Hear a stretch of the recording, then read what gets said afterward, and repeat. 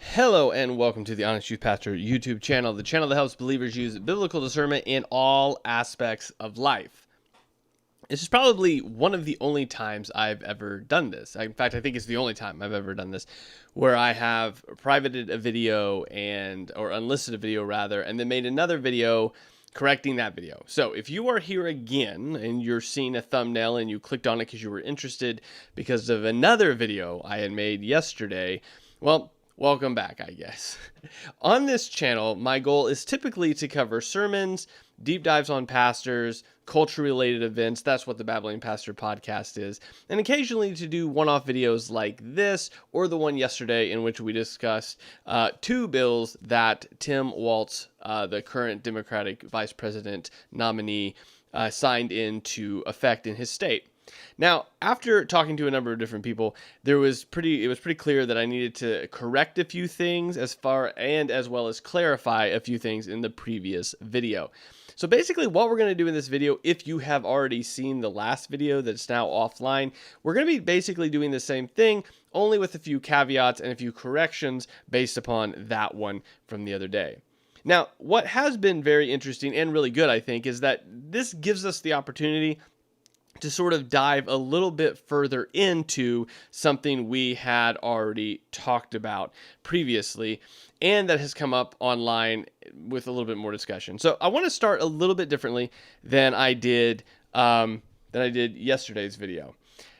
Today, what I really want to look at is addressing the question that a lot of people have had of why even talk about this? Like, why even mix what your Instagram page does, which is really a variety of different things, along with what your channel does on YouTube, which is basically cover sermons and sermon reviews. Well, here's the thing. The reality is that Christians, our lives come in contact with a variety of different things, politics, different religions, all sorts of things. And we really need to use our discernment to navigate those things in a biblical way. And so the first thing when we're looking specifically at politics or government, I think it's really important to first go to scripture. We didn't really do that yesterday, but I really want to do that today because I think it's going to be very helpful. There's two scriptures specifically, one from Paul and one from Peter, that I think help us do that well. This first one is going to be Romans chapter 13. Now, Paul is obviously writing to those in Rome. It's just the heart of the empire at the time. And this is a common text that we look at. And we're not going to exegete this or kind of go through it or even preach a sermon on it, but I think there's just something that Paul says here that's really important. It says, "Let every person be subject to the governing authorities, for there is no authority except from God, and those that exist have been instituted by God." Governments are from God. "Therefore, whoever resists the authorities resists what God has appointed, and those who resist will incur judgment. For rulers are not a terror to good conduct, but to bad. Would you have no fear of the one who is in authority? Then do what is good, and you will receive his approval, for he is God's servant for good. But if you do wrong, be afraid, for he does not bear the sword in vain.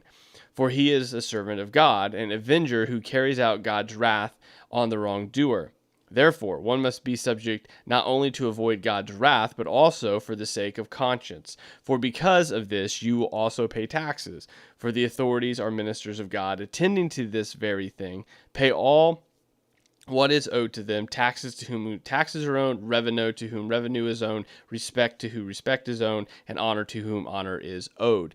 Now, I think something really important to cover there before we go on to what Peter says is there's a few things there that are important. One, Paul understands those that are in authority to do a certain thing. Governments are established by God, and therefore governments are supposed to do certain things. Two things specifically. They are terror for those that are evil, and they are those and they approve of those who do good conduct. The idea is that they are supposed to keep evil at bay and punishment and punish evil, as well as approve those that are of good conduct. Now, Paul is living during a time in which obviously there is an emperor that is not always good. But he sees the idea that government is good, authorities are established by God, and to the best of the Christian's ability, we are supposed to respect and obey the authorities put over us. However, we also see within Scripture, especially within the early church, that goes as far as it comes in contradiction with what God says.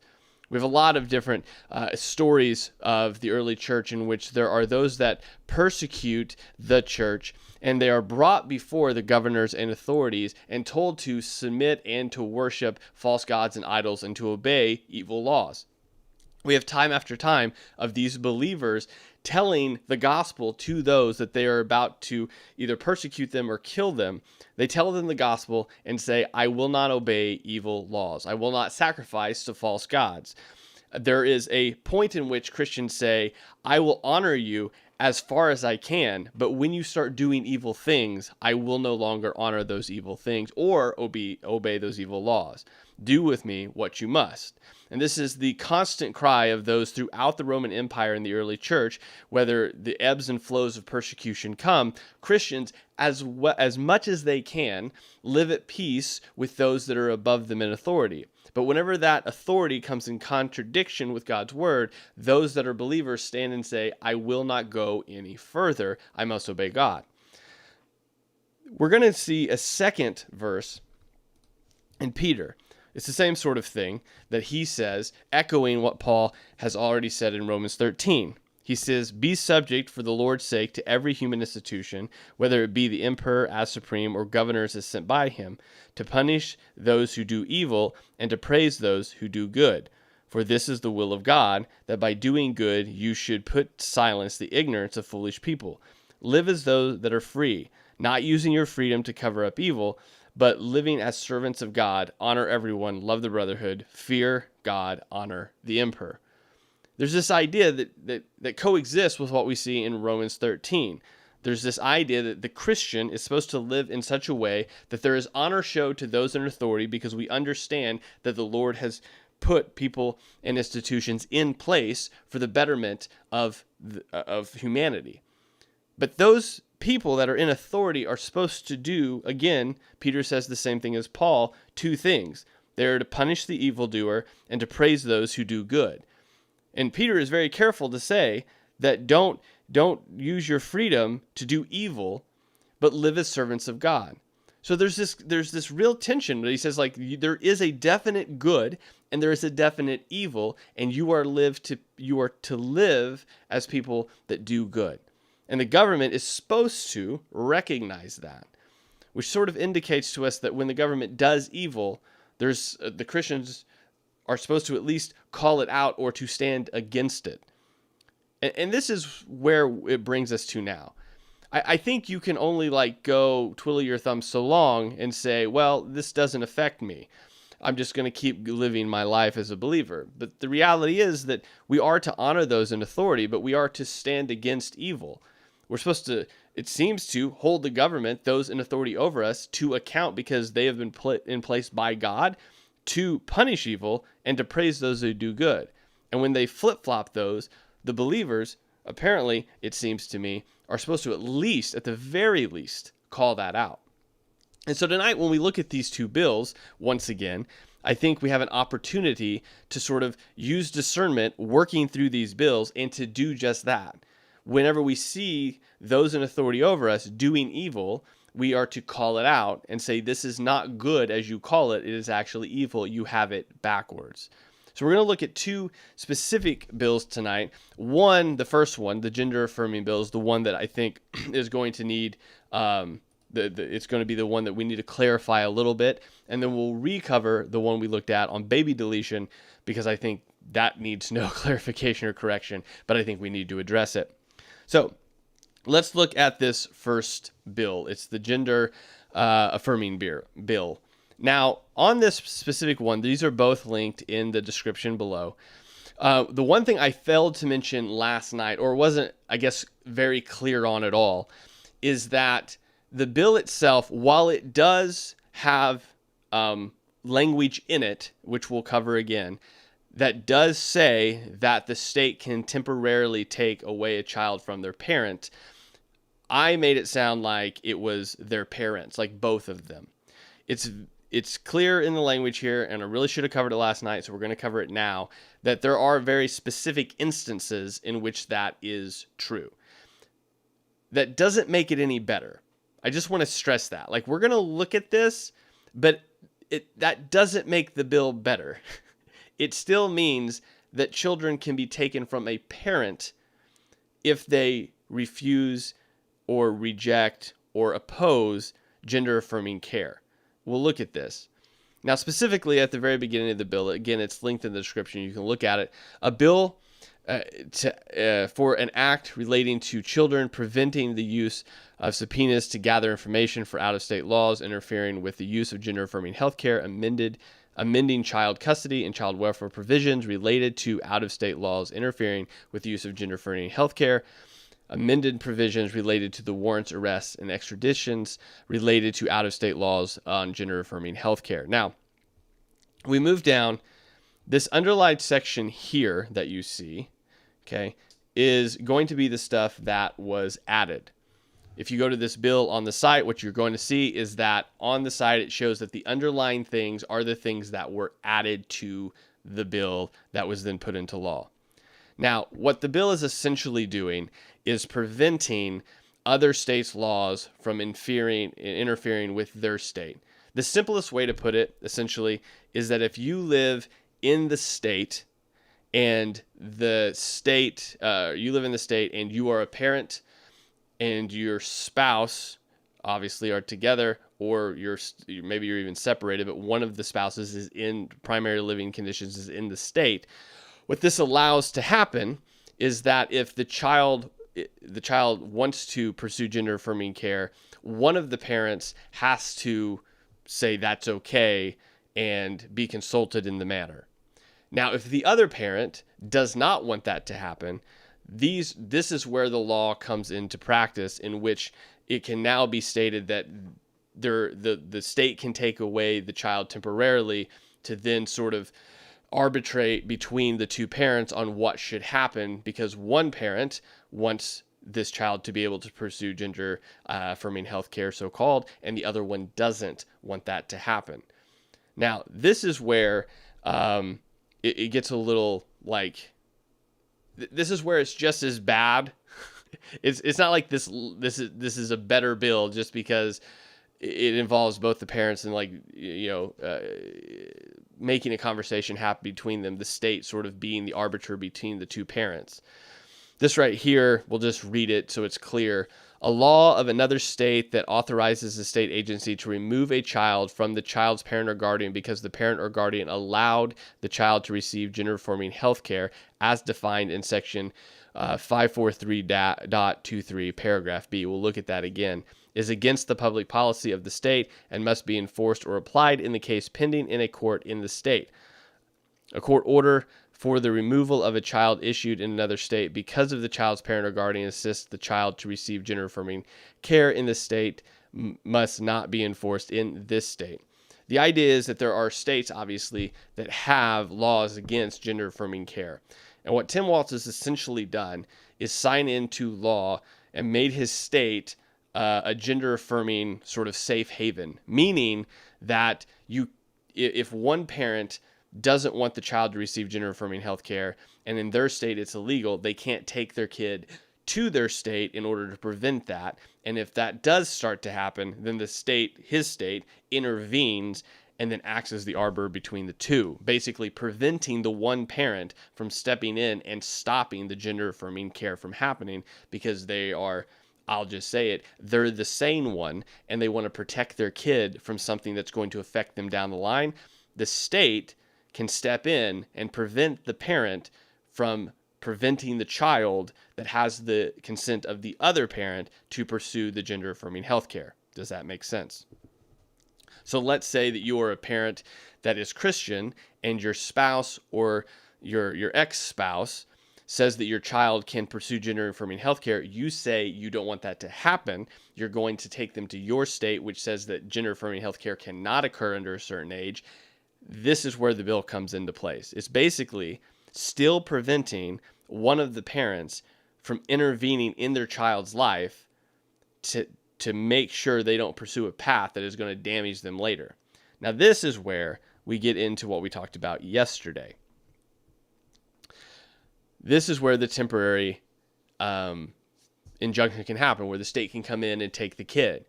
Now, we talked about this yesterday. Again, this is only talking about if, it's an issue between two parents and they have to jurisdiction, but it puts it in the same category as abuse, right? It says, a court of the state has temporary emergency jurisdiction if the child is present in this state, which is Missouri, and the child has been abandoned, or it is necessary in an emergency to protect the child because the child or the siblings or the parent of the child is subject to or threatened with mistreatment or abuse. So this is all about protecting the kid from abuse or mistreatment. And then they add the line, the child has been unable to attain gender-affirming healthcare as defined in this section, which we're going to look at. And so again, this doesn't make it any better, but it is a clarification that's important. The state is still saying that if one parent says that that child should not pursue it, they are basically, the state then steps in because if the other parent says the child can, and says they're going to arbitrate between these two parents, and because his state is a gender-affirming safe haven, they're basically going to step in and say, well, we've got to look at this. One parent says the child cannot pursue gender-affirming health care. The other one does. What should we do? Well, what does this gender-affirming health care mean then, right? Well, let's look at it. We can look at it right here. Let's go to this section. Right. Come on. There we go. This is what gender-affirming healthcare is being defined as. So if you are one parent in a relationship that does not want their child to pursue gender-affirming healthcare, the other one does, and you are going to attempt to take the child out of state to a state that does not allow for it, or you are going to stand in the way of the child getting the gender-affirming healthcare, even though the other parent says they can, then this is where this law comes into play. You found yourself basically against your spouse or your ex-spouse and the state at this point. Because if at any point you tell your child you are against your child doing the following, then the state can technically take your kid away from you temporarily. It's not taking, just to be very clear and to clarify, the state is not taking the child away from the parents. It is taking the child away from a parent. That's in a custody situation in which there is a dispute about whether the child can or cannot pursue gender-affirming care. I just want to say again, this makes it no better, right? It is a fact that the state is not going to take the child away from the parents, but it is still a fact that the state will temporarily take the child away from a parent if they choose to say, no, I do not want my child to pursue this gender-affirming healthcare, and so I'm going to take them to a state that doesn't allow it. Well, what is gender-affirming healthcare? Well, the first thing is intervention to suppress the development of androgynous secondary sex characteristics. That means you don't want to put hormone blockers in your child to prevent them from suppressing whatever natural thing is going to happen during puberty. So the state is saying if you oppose this, you are at risk of having your child taken away from you if your spouse or your ex-spouse wants them to pursue this. The second thing is intervention to align with patients, which again, patients is like really weird here. It's a child. Intervention to align the child's appearance or physical body with the child's gender identity. So if your boy thinks he's a girl and you say no you're not, and you don't allow him to dress as a girl or to do things physically to his body that align with the fact that he thinks he's a girl, you're at risk with this law if you say, I'm going to take you to a state that doesn't allow this, or I'm going to push back against this and be loud about it and not go along with it. This is where this law comes into play. The third thing that defines gender-affirming healthcare, interventions to alleviate the patient's symptoms of clinically significant distress resulting from gender dysphoria as defined in the current version of the Diagnosis and Statistical Manual of Mental Disorders. So if you at any way are perceived to not help someone alleviate a significant distress resulting from gender dysphoria, you're at risk of this. Last one, developmentally appropriate exploration and integration of the patient's gender identity, reduction of the patient's distress, adaptive coping, and strategies to increase family acceptance of the patient's gender identity. This is the one that really comes into play here when we're talking about the actual law. So if we are in the middle of a custody dispute between a parent that wants the child to pursue gender-affirming care and the parent that does not want the child to pursue gender-affirming care and is going to take action to assure that doesn't happen, the law is written in such a way to favor the parent that does want the child to have gender-affirming care just by what's said here in number 4. Now again, I just want to clarify so that I'm 100% clear on this. This law does not say that the state will take away your child if you don't let them pursue gender-affirming care. Okay? They still have to have parental consent. What this law does say is that if one parent's okay with it and the other one's not, and you attempt to stand in the way of this, and there is a dispute about it, especially a dispute if you're trying to take them out of state. That's very, very clear in this. If you try to take them out of state to prevent this, then this law steps in. It is a law that is just on its face. It's not ashamed of it. Like, it's deliberately worded this way to favor the parent that wants the child to pursue gender-affirming care. That's just how it's written. So I just want to be clear. Right? This is the clarification and correction part of the video. Yesterday, I had said in the previous video that Tim Walz signed a law that said that the state could take your child from you if you did not allow them to pursue gender-affirming care. The correction in that is that the state technically cannot take your child from you if you don't say it's okay and your spouse doesn't say it's okay. If the kid comes to you and says, "Hey mom, I'm a girl, I want to pursue gender-affirming care," and you and your spouse say, "No, you're not, we're not going to do that," technically this law can't do a whole lot.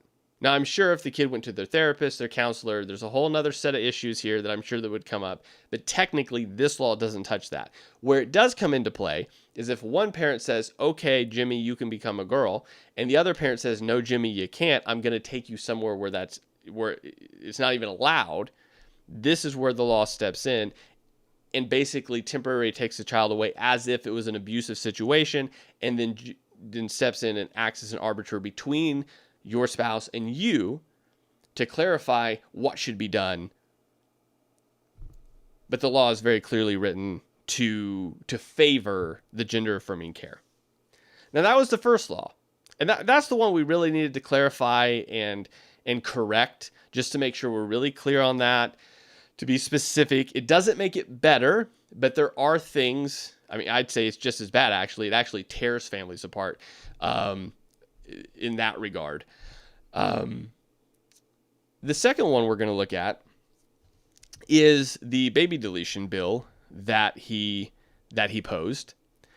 And this one actually, as I've already said, we're going to look at it again.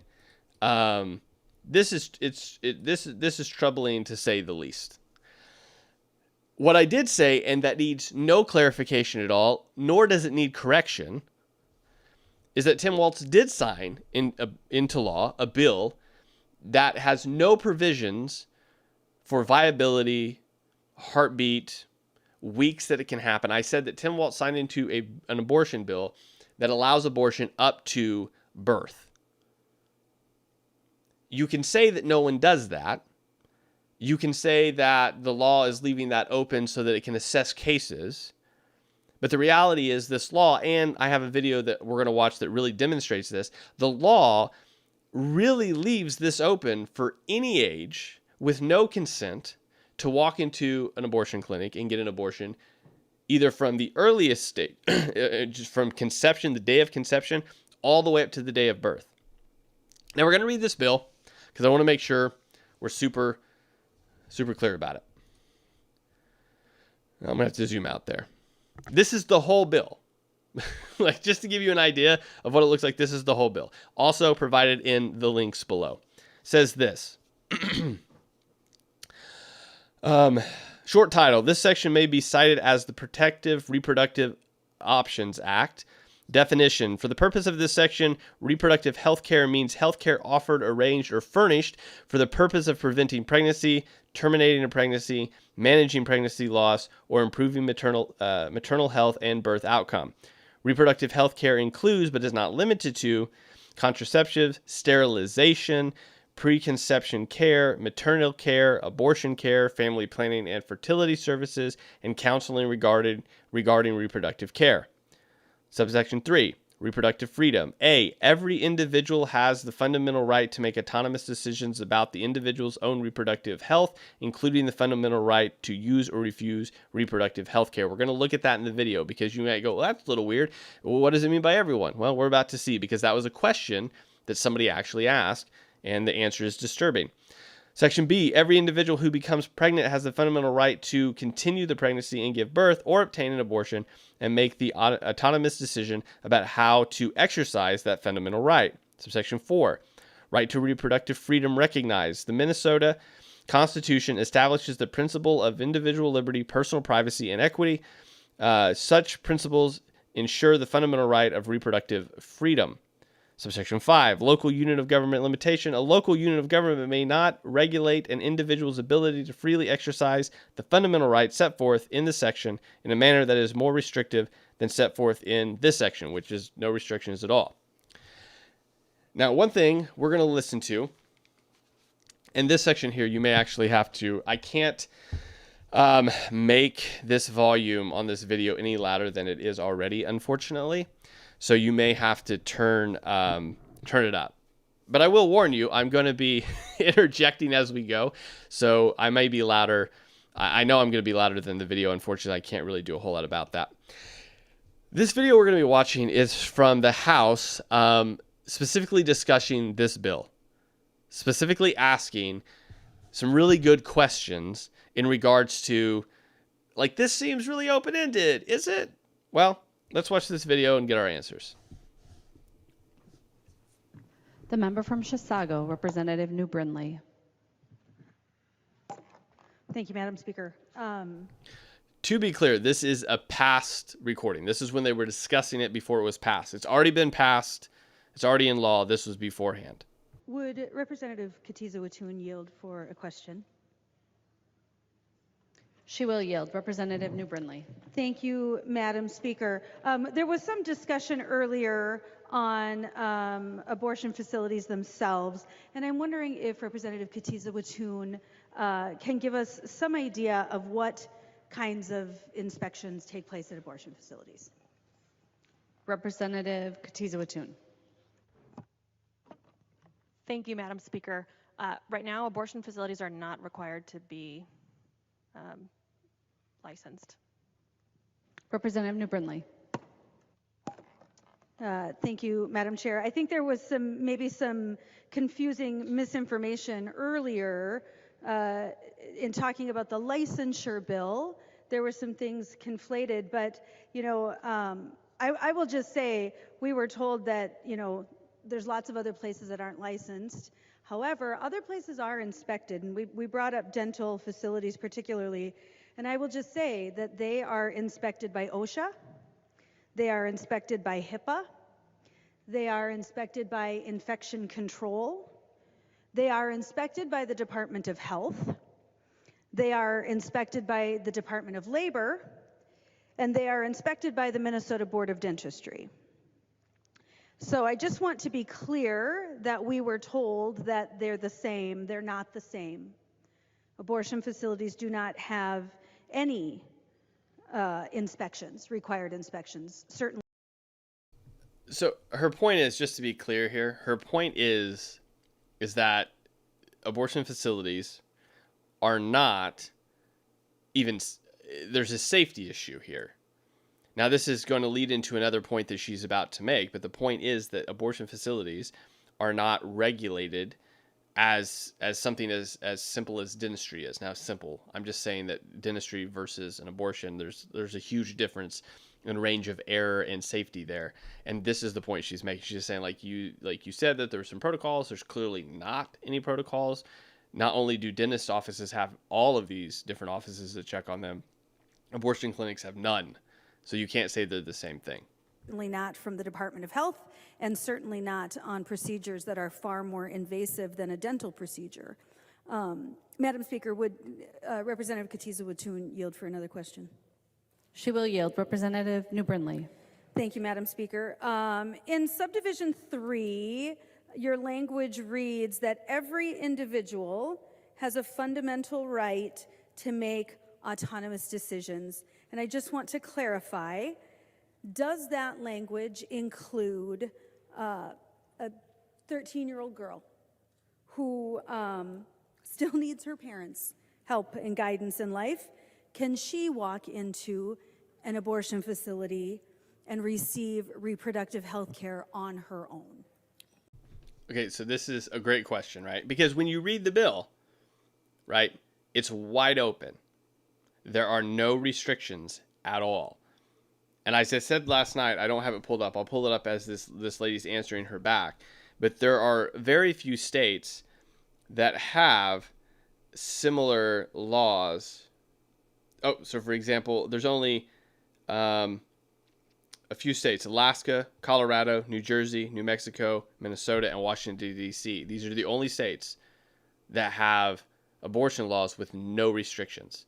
And by no restrictions, we're talking about no viability date. We're talking about no age restriction. We're talking about no week restriction. There's nothing. It's wide open. So her question is, like, could a 13-year-old feasibly walk in with no parental consent, right? So this last time, this is what we're talking about. The last bill that we talked about, there at least has to be some sort of parental consent along with this gender affirming, even if it's just one. If the other one steps up and tries to stop it, then we have a whole law to prevent them from doing their parental duty. But here, in the abortion side of things, do they need any consent at all or not? Well, this is the question she's asking. Let's see what the answer is. Representative Katiza-Watun. Thank you, Madam Speaker and Representative New Brindley. As stated on line 1.14, every individual has a fundamental right to make autonomous healthcare decisions about their reproductive health. Representative New Brindley. Thank you, Madam Speaker. Would Representative Katiza-Watun continue to yield? She will. Representative New Brindley. Thank you, Madam Speaker. And Representative Katiza-Watun, does this mean that that 13-year-old girl can walk into an abortion facility on her own and make the decision to have surgery for an abortion? Representative Katiza-Watun. Thank you, Madam Speaker. And Representative New Brindley, over 95% of youth in Minnesota do consult with a trusted adult before they move forward with any sort of reproductive health care decisions. But this bill would protect every Minnesotan. Representative. So essentially, yeah, the kid could walk in. Now, her point is the trusted adult. See, this is the language. Let me just rant for a minute. This is the language that's used all the time in this sort of thing. It takes, just as that last bill takes at least one of the parents out of the equation, and the state steps in and says, well, we're gonna have to mitigate between the one that says affirming care is okay and the one that doesn't. And it takes really your parental ability out of the picture. This one takes it totally out. Like, her language wasn't 95% of children consult with their parents beforehand. No, 95% of children consult with a trusted adult. Now, I'm not saying every parent is trustworthy or a good parent. I'm not saying that at all. But I'm saying that the language that she chooses is very specific. The answer is yes. A 13-year-old in this state could technically walk in with no consent from anyone, no advice from anyone, and get an abortion. That was the question asked her. And so, yes, given this law, there is no restriction on age. Everyone literally means everyone. Representative New Brindley. Thank you, Madam Speaker. And would Representative Katiza Watun continue to yield? She will. Representative New Brindley. Thank you, Madam Speaker. We have very different ideas of what it means to protect. But that 13-year-old girl, according to the languages in this bill, does that also mean that that 13-year-old girl can walk in to a facility to seek reproductive health and at 13 years old choose to be sterilized for life?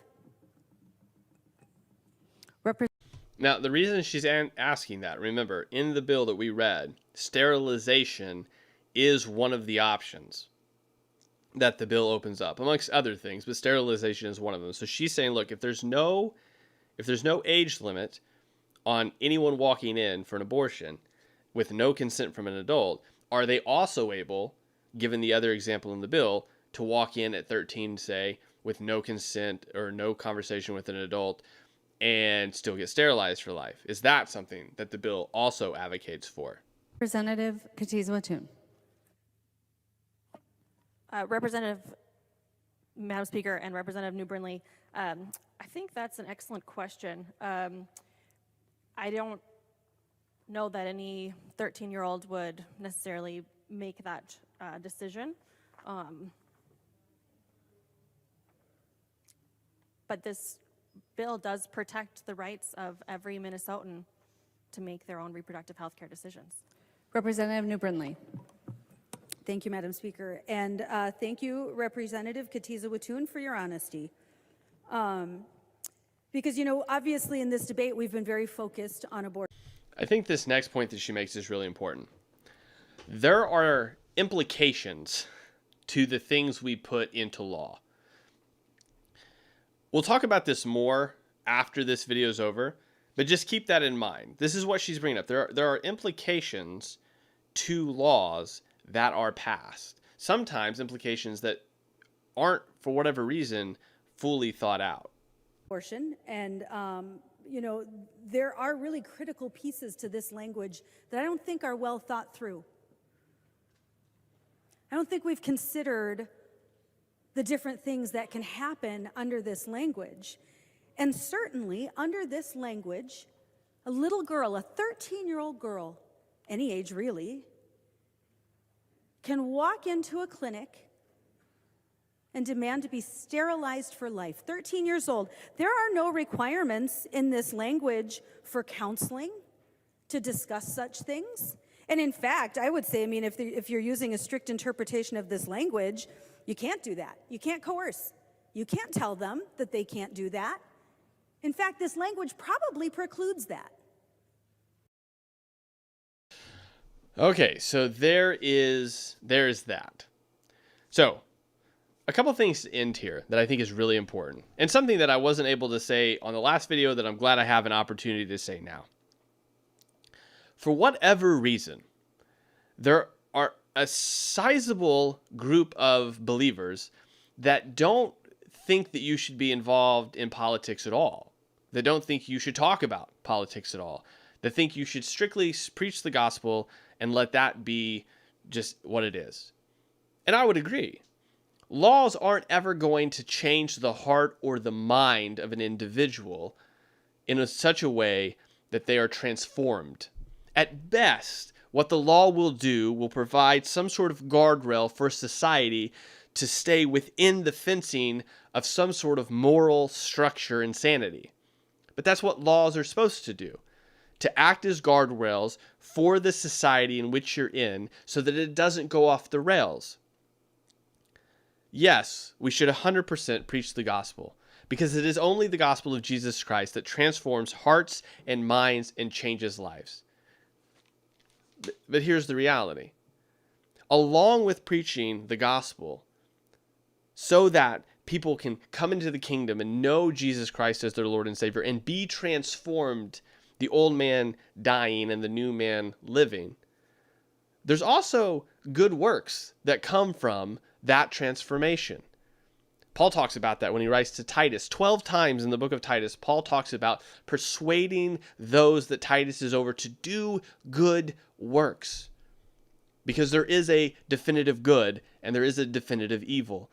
And believers, because we've been transformed by the gospel, are to go into our societies preaching the gospel of Jesus Christ, discipling those that accept him and baptizing them in the name of the Father, the Son, and the Holy Spirit. But that's not where it ends. That transforms societies. Because those people that have now been transformed are going into the society in capacities, a variety of different capacities, to work and live and speak and do things that change the culture around them. Not by force, but by life change. And so when you have been changed by the gospel, and you see that there is a definitive good and there is a definitive bad, there is real evil, and you see that the scriptures talk about that governments have been put in place by God, as we see in Romans and 2 Peter. That those governments are supposed to punish evil and commend good. And when you see the government not doing that, what as believers do we do? Well, we call them back to the very thing that they are supposed to be doing. And you can go back and forth whether it's enacting Christian principles on a non-Christian people, but the reality is laws are in place in order to keep a society sane. And I don't know how blind you are, but whenever you start to loosen those laws up and start to take the guardrails off the road, well, we've seen more than enough cars go off recently because, well, who cares what you do? Live and let live. I know you're not believers. Just do whatever you want. This is how we get societies that have bills that are put into place in which literally anyone at any point of their pregnancy can walk in and kill a baby. This is why we have societies in which parents are no longer allowed to decide that my child is not going to conform to the world's ideas. But the government steps in and says, well, let's mitigate that a little bit. The reality is you are going to pick a side. It is either going to be the side of God and his good, or the devil and his evil. In fact, in the Didache, one of the earliest documents that the Christians have, it was written far before the New Testament was even compiled and the canon was put together. You have it starting off saying there is a way of life and a way of death. And then it lists things of the way of life and it lists things of the way of death. And if we were going to write a modern version of that, I would easily say that these two bills would be on the way of death. And as believers, what we're supposed to do, because we've been transformed by the gospel of Jesus Christ, is to say that's evil, that's good, act accordingly. And so when we do vote, or when we look to who we're going to vote for, we have to look at these policies and procedures when we're doing that. And let me just say, frankly, and in front of all of you, neither party is good. And that's exactly where discernment and prayer and fasting really need to come into play. Because Walz is not the only politician that has enacted and signed in evil laws. You could probably pull up any politician and find something that they've done that's been evil or unchristlike. But that's where discernment comes into play. And that's where faith and politics cross. You can't just bury your head in the sand and say, well, Jesus is coming back someday. I'm saved. I'll just tell everybody about Jesus. Because he transforms our lives. He transforms our lives to go out into society and tell other people about Jesus. For what end? To change their life and to change society in the process. Hopefully this was helpful. Like I said, I wanted to make sure those corrections and clarifications were made on the first gender-affirming bill because I didn't want to be putting out there bad or confusing information. The reality is that bill is no better stated the way that we've clarified tonight, then it was stated the other way. There's one minor clarification. Regardless, it's still an evil bill. Hopefully that helps.